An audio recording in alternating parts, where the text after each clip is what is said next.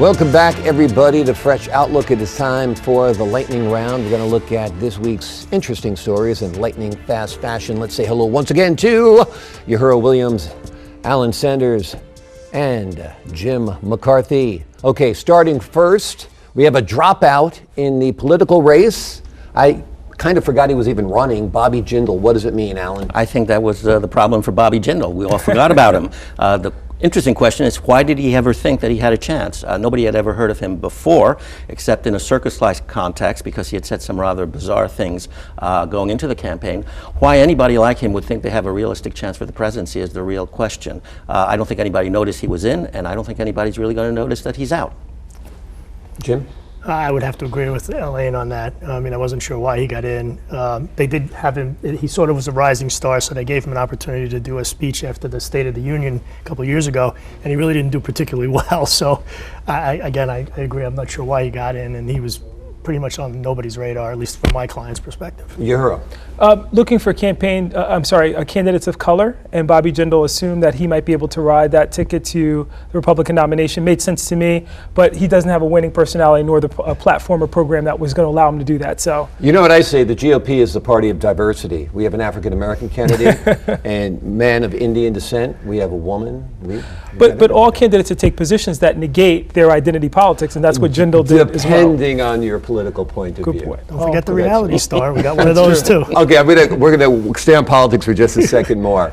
And the reality star, yes. I don't know if that's a specially protected group. Maybe it should be. Alan, who's going to win, just crystal ball, who's going to win the GOP nomination? One of the three establishment candidates. I don't think it'll be Carson. I don't think it'll be Trump. But right now it's a kind of a toss-up between Kasich, between Bush, between Cruz, actually, and I think, and Rubio, certainly. So I think it'll be one of those four. It's too early to tell. They each preserved their position in the last Republican debate. Okay, give me one name, sir. One name. I can't do that. Oh, great, Jim. I'm in favor of somebody that's had executive experience, so I would probably lean towards Kasich.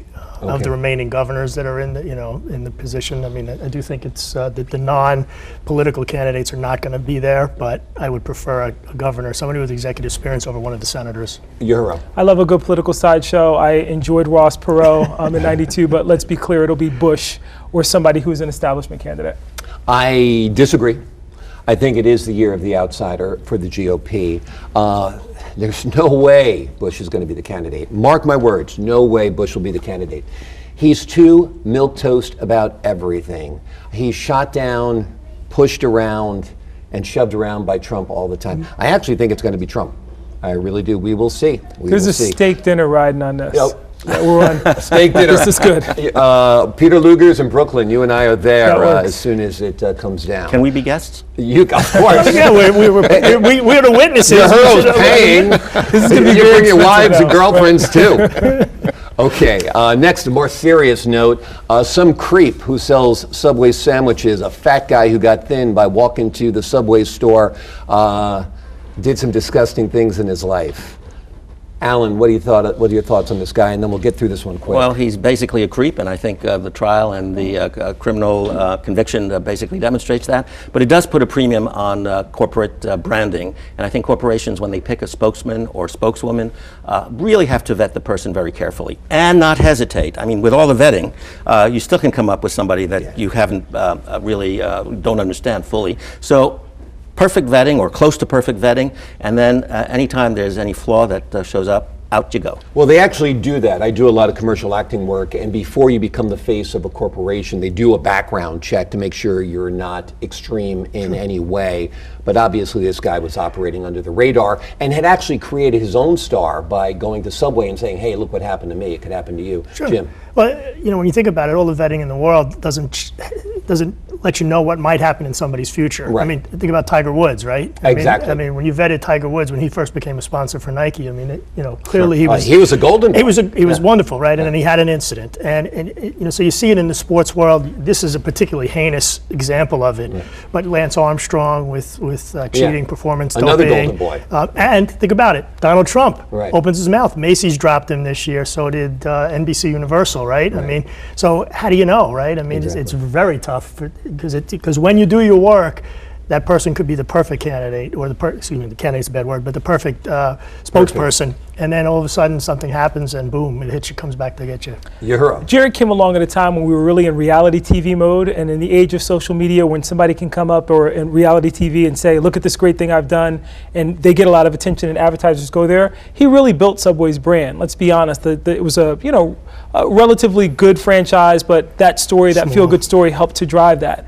What corporations have to do going forward is just recognize that there might be in their interest to craft that, in a way that Geico and others have done, rather than looking for that feel-good story, which might be good in the short term, but as we saw in the case of Jared, certainly didn't pan out. Yeah, exactly. I mean, it could happen to Flo from Progressive. It could happen to Not anyone. Flo. Not Flo. Not Flo. Okay, but it could happen. It's scary.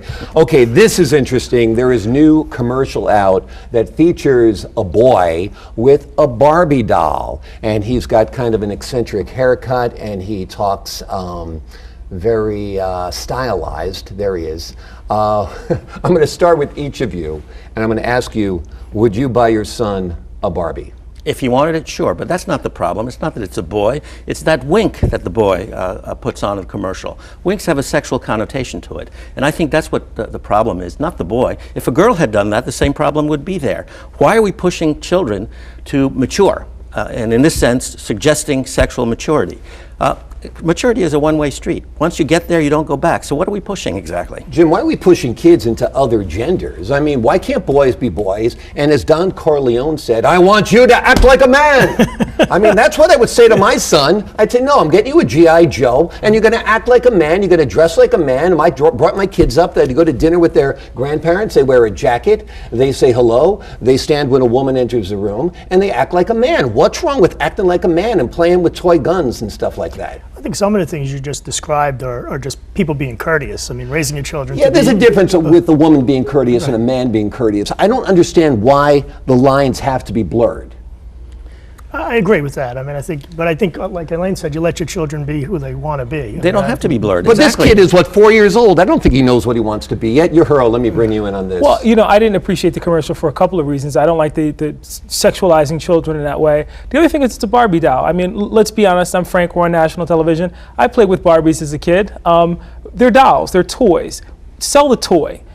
Get out of the idea that you have to sell to a specific segment of society. If it's a good product, my sister grew up playing video games and playing with G.I. Joes. They're toys. Kids play with toys. Advertise toys. Okay. I put my G.I. Joe in the Ken's clothes. I was telling the crew here before, and they never fit. The jacket, it was like Arnold Schwarzenegger busting out of his jacket. Let's turn to Thanksgiving.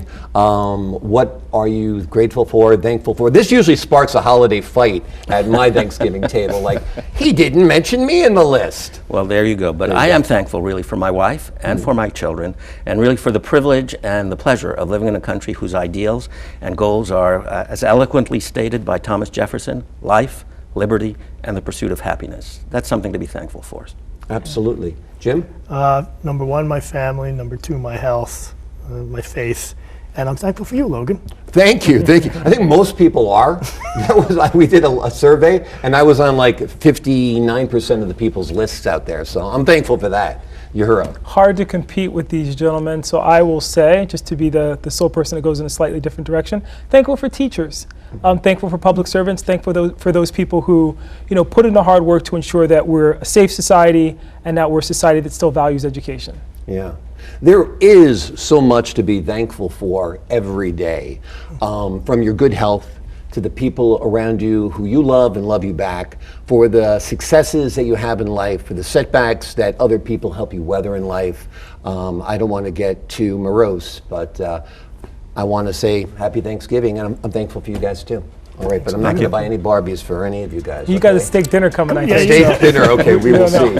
Thanks everybody for joining us. That is it for this edition of Fresh Outlook, Ebru's TV talk show that does what else? Help you keep your outlook fresh and informed. I'm Logan Crawford. I want you to act like a man. Thanks for joining us.